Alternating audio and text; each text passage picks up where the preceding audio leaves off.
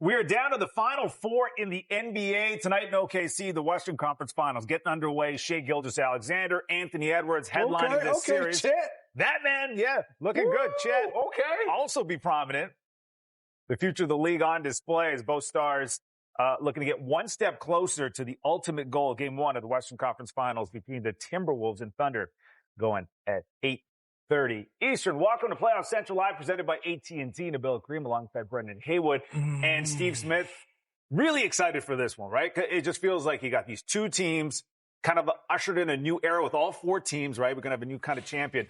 This stat kind of crazy, though. It's the first Western Conference Finals without a team from Texas or California since 1996. That's a tremendous stat. I mean, I think it's so much B-Wood and Nabil we can talk about. We can talk about matchups. We can talk about styles. The one thing I do like about this is, B-Wood, I wanted to know if you agree. We usually don't have bigs and smalls we can talk about. Right.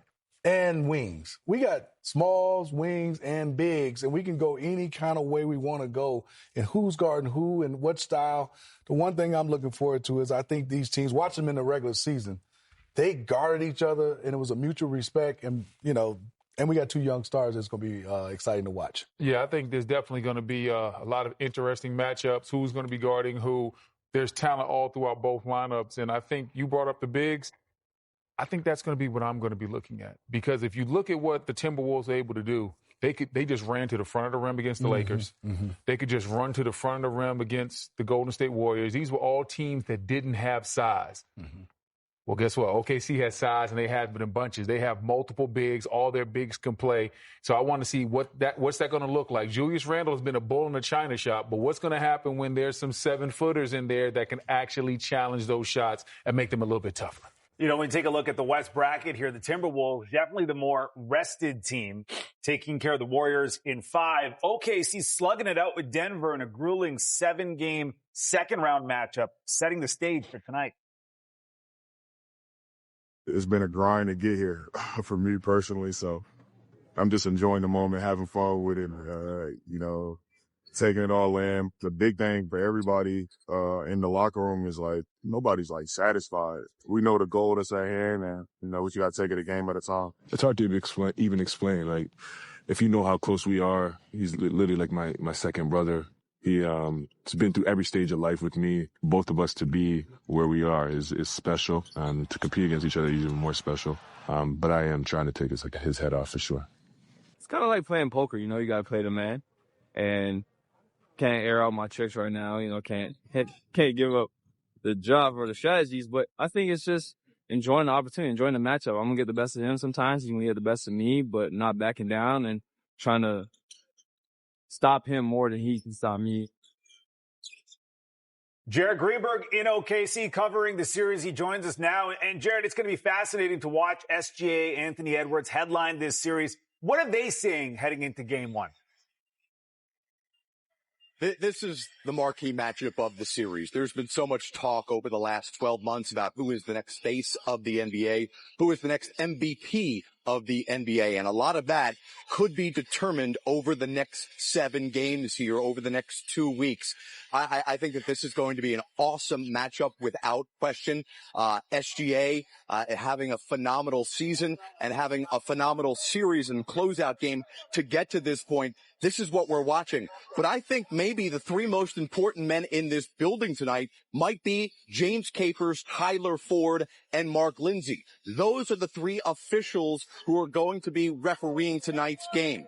We know how efficient and how frequently SGA gets to the free throw line. Chris Finch has made it a point earlier in this year to talk about how frequently the Thunder foul on defense and SGA on offense gets to the line.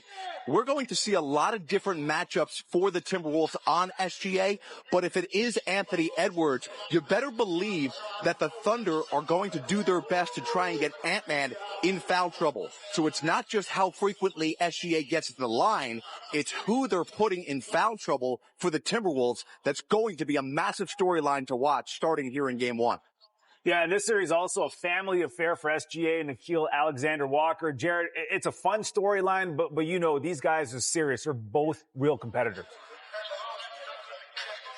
There's no question, as you heard the soundbite from Nickeil Alexander-Walker saying he's putting on his poker face because he doesn't want to give away any secrets that he knows about his cousin, who SGA said is like a second brother. And we learned earlier today that Nickeil Alexander-Walker's mom, who is a sister of Shai Gilgeous-Alexander's father, sent him a text saying, it's war now between those two sides of the family because Nickeil Alexander-Walker and SGA are going at each other. And again, they're not just cousins. They're not just a nice story. Nickeil Alexander-Walker could have very well been in the conversation for most improved player this year in the NBA, could have been in the conversation for sixth man of the year. That's how good of a season he had, and he'll be a crucial piece in trying to defend Shai Gilgeous-Alexander throughout this series. You have to trash talk polite because they're Canadian. You know, Canadians are polite people. Minnesota had to Canada. You're allowed to say that. Yes, that's right. Minnesota, listen, they haven't played in 6 days, obviously well rested. OKC coming off that grueling series, like I mentioned, against Denver. How does that factor into tonight? Well, shockingly enough, those in the desert believe that OKC is a 7-point favorite tonight. Remarkable number for me coming off of that incredibly hard-fought series, albeit winning in convincing fashion on Sunday in Game 7 for the Thunder. But listen, here's what the Thunder are saying. They're not making any excuses about this. They knew the deal, right? They would have taken care of business in 6 games or less. They would have gotten the added benefit of the time off as well. But they're taking this just like they're taking the entire season. It's 0-0. They know the strategy. They know what they have to do. But let's face facts here. These NBA front offices and coaching staffs and scouting staffs are so expansive now that you know that the Thunder have been preparing for either scenario of whether it was going to be Minnesota or Golden State for days, if not a couple of weeks. They are prepared for this matchup. These two teams play in the same division. They know each other really well. I think it's going to be a really fun series, and nobody's going to use any excuses about rest or rust. Jared, appreciate the information. Thank you as always. You got it. How do you like that as far as the rest versus rust going into a series like this? You know, I think now when you get to the Western Conference Finals, the Eastern Conference Finals, for me, B. Wood, I look at it as who's injured. Right. Who has, and we all play with injuries when you get to this point, but who's able to go. And I look at OKC and coming out of that series of Denver, it looked like they were healthy coming into this game one, and their youth and their age. So I put nothing on rest. I mean, I will put on Minnesota. You can get rusty. You know, that's the one thing is you can get out of your time and you want to keep playing. You want to get some rest, but I don't think it's a negative for OKC. I think it could be slightly a little bit of a negative for Minnesota, a little bit of rust, because coming on the road, haven't played, and you know how those playoff practices are. Coaching staffs are terrified that guys are going to get hurt. So you're not doing anything live. Everything is a demo. You're not doing anything hard. You're not doing your normal activities for 5 days. So you could come out of a game and be a little bit slow. And if you start in OKC a little bit slow and OKC gets it rolling and that crowd gets on you, you saw how quickly things can snowball and get out of hand. We saw what happened to the Nuggets. They can hit you with a big run and boom, the game be over with. So I think the Minnesota really has to worry about the rust, and especially with this OKC roster, because that to me is their biggest strength is their depth. They have depth at all positions, and they can wear you down. They got to be ready for Shai Gilgeous-Alexander. And you look at the numbers and what he did versus Minnesota this season. I mean, that is pretty efficient, pretty spectacular numbers, man. Anytime I see a guard at 51%, B. Wood, that's unreal to me of taking that many attempts. You know, there's some guys, as you can see right now, having Shai Gilgeous-Alexander. McDaniels is a great defender with length for a guy like him, but he puts his head down. He gets his shoulder by you. And his strength, people don't talk about his strength and playing angles. Love this play by the coaching staff, that last pick. He gets Mike Conley. I love you, Mike Conley. Great defense, but he's shooting over a chair. Whenever he has Mike Conley, he's going to take advantage of it, be able to get his shot. Against right now, you can see McDaniels is up, but obviously they flatten out. And if you flatten out, you're at his mercy. He does a great job of making sure you step back because he can create space off his footwork. He can create space off his strength. He's going to get a good shot. The one thing is I look at it, if you're playing against him, you can't keep giving him the same looks. And I think that's what Minnesota will change it up. I see more of DiVincenzo playing a lot of him against him down the stretch. Hey, Smitty, let me ask you, do you remember that game where Minnesota was trailing big against OKC earlier in the year? And they came back because they just simply said, you know what, we're going to trap SGA and get out of his hands. I don't think we're going to see that to start the game. Yep. But if it's a close game, I really think Minnesota might go to that strategy. Listen, we're going to trap and we're going to live with the results of Chet or Lou Dort or anybody else on the weak side taking those shots. And I saw how it kind of flustered them. So I want to see that if that strategy were to come into play, we saw it work in the regular season. And you know, if you're the Minnesota coaching staff, you got to have that feather in your cap and say, hey, we might have to go to this. I wonder, will OKC be prepared and what type of changes they will make if they see that strategy of straight up just trap Shai Gilgeous when he crosses half court, get it out of his hands, force other guys to be playmakers. And on the flip side of things, you saw Anthony Edwards last round. It really felt like he rose to the occasion, especially in the second half when he knew that, hey, his team needed a lift. Let's get this done and let's move on. I think to B. Wood, it was the same thing for Anthony Edwards last year. And then earlier in the season, when he was getting trapped, B. Wood, he did not understand how to be still an effective player. I thought he figured out in the last two series, doing a better job. I think for him everything for me is how he starts. Is he going to be starting shooting three? Is he going to be starting going downhill? The one thing I think Minnesota hasn't done a good job, and they still can have that in their pocket, is him catching at the elbow, B. Wood. They don't run that. They don't run that. They don't run it. Because he's so good, because I know him, it's so easier for anybody. If B. Wood is at the top, even though he's a center, well, I become pretty good to guard B. Wood. But if you get B. Wood, every time he gets closer to the rim, I become that much smaller. I mean, so I just think if Anthony Edwards or Shai Gilgeous-Alexander at times playing underneath the free throw line or at the free throw line, it's easier going up against traps. I think that's an excellent point of making things easier for Anthony Edwards because the one thing that OKC does is they wear you down with their numbers. So they start out, it's Lou Dort, go get him. Yep. Then Lou Dort comes out the game, hey, Caruso, you go get him. Hey, Caruso comes out the game, Case and Wallace, you go get him. They're coming at you with waves of high-level defenders all game long, and they're fresh. And so for a guy like Anthony Edwards that's asked to do everything, if you're the Minnesota coaching staff, at times you want to simplify his portfolio and make it so that he only has to catch it, maybe give you a jab step and shoot a jumper. But if he's at the top of the key being forced to work against a guy like Lou Dort, and then we flip it, and then 3 minutes later he's fighting against Case and Wallace, and then the next quarter he's fighting against Caruso, and then guess what? Lou Dort's been resting for 8 minutes. Now he's right back on you. That type of thing has an effect in long series, and Anthony Edwards can get worn down. Strategy is going to be great in the series between these two teams and the adjustments. And, you know, it's funny how life works. This tweet summing it up perfectly. It did.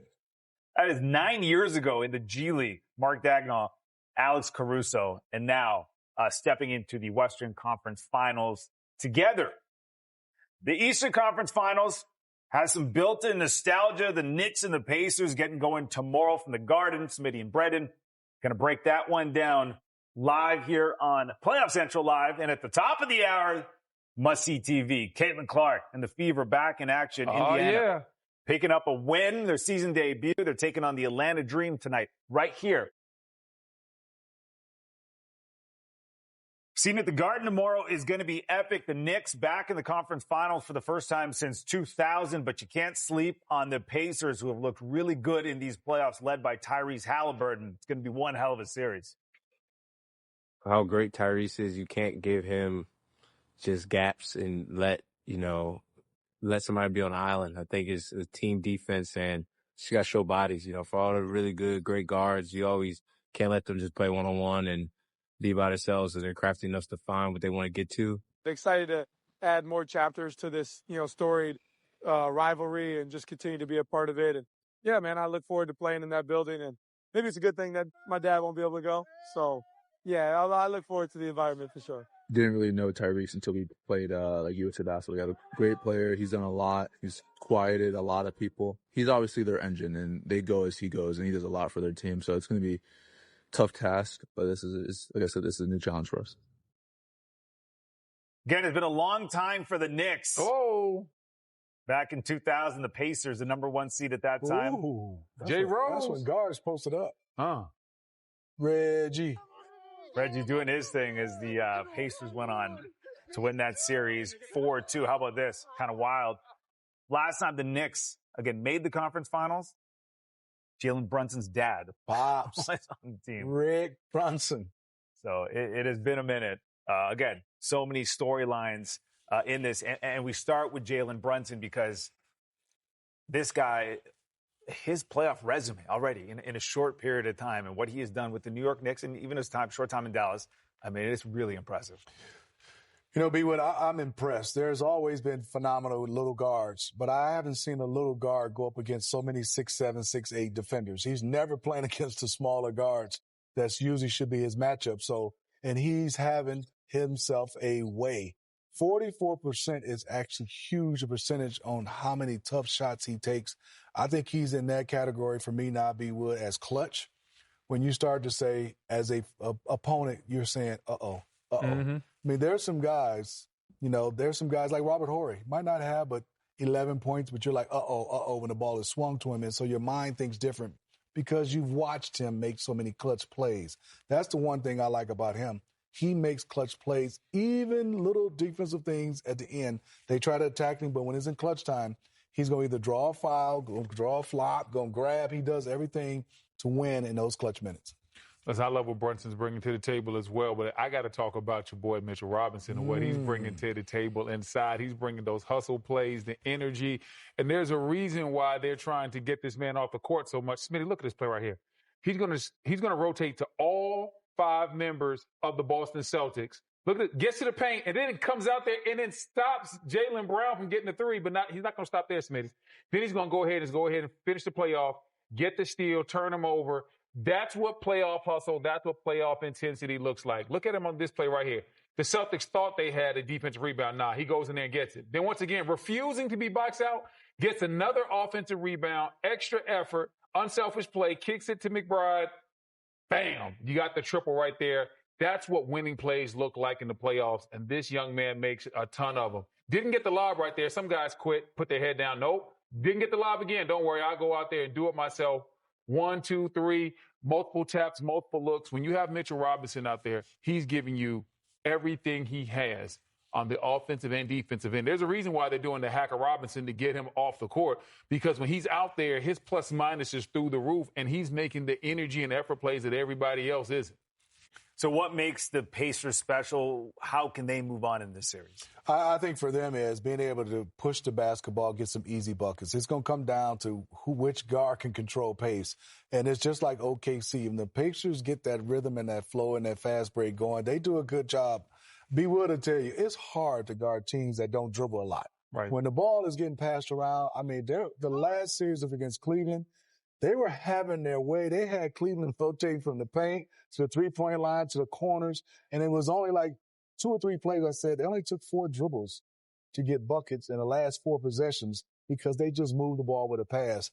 They're unselfish, and they got a guy right there that leads that. I play with guys like Jason Kidd in the Olympics, Mookie Blaylock. When they throw ahead, you run a little harder. Right. You run a little harder. What I love about Tyrese Halliburton, he understands I can get my 20 at the end of the games, and I'll take over. But I'm going to let you eat first. I think it comes down to the ball movement for the Pacers. Yep. Rick Carlisle was my coach in Dallas. Tricky Ricky. He's all about ball movement. I remember in 2011, we were going to the finals to play the Heat, and we had all these drills that were just basically about moving the rock and making that incredible Heat defense with LeBron and D-Wade make them move 2 or 3 times and chase the ball. And if you watch the Knicks, what they did a great job of against Boston was loading up. They loaded up. They tried to take away certain looks from Tatum. They tried to take away certain looks from Brown. And the Pacers, I know Rick saw that film and said, okay, you guys want to load up. We're not going to do that. We're going to get the ball here. We're going to get a dribble handoff. We're going to do what we got to do. And then we're going to move it to the other side. And this guy that has a good shot, he's going to take one more dribble in, and then he's going to pass it up. And we're going to get great shots because we're going to make you chase that ball all around the court. And that is one of the hardest things to defend, incredible ball movement when a team has lots of shooters. You call him Tricky Ricky to his face? Tricky Ricky's what we call him. Are you impressed with Larry take shots like this? Ricky Fontaine. Tricky Ricky, what we call him.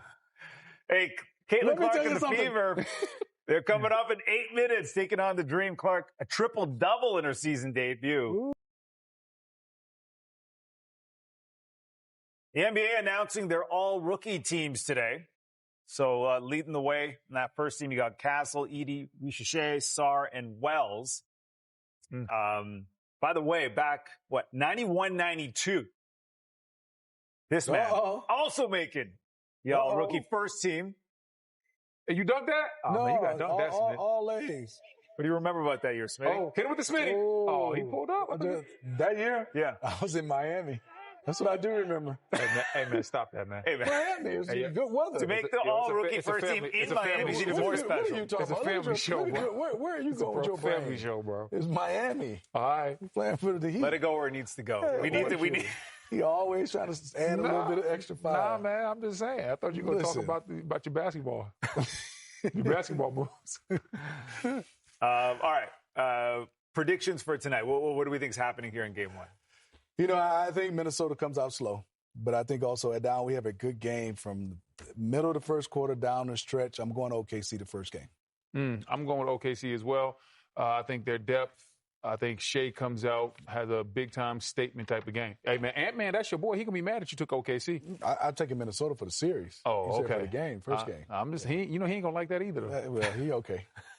So you got Minnesota for the series? I got Minnesota for the series. OKC in 6. Okay. All right. Well, we got complete post-game coverage coming up here right after Game 1. We're going to hear from players, coaches, and these guys are going to break down the game. Right now, we got to go hear some Miami stories with Smitty. Okay. And watch the Atlanta Dream. Hey, man, y'all think Ryan Clark and RG3 watching this game together? Probably not. And silence. Bang, bang, I'm just getting started. Woo, Ryan Clark and RG3 coming to the studio on you. I can't.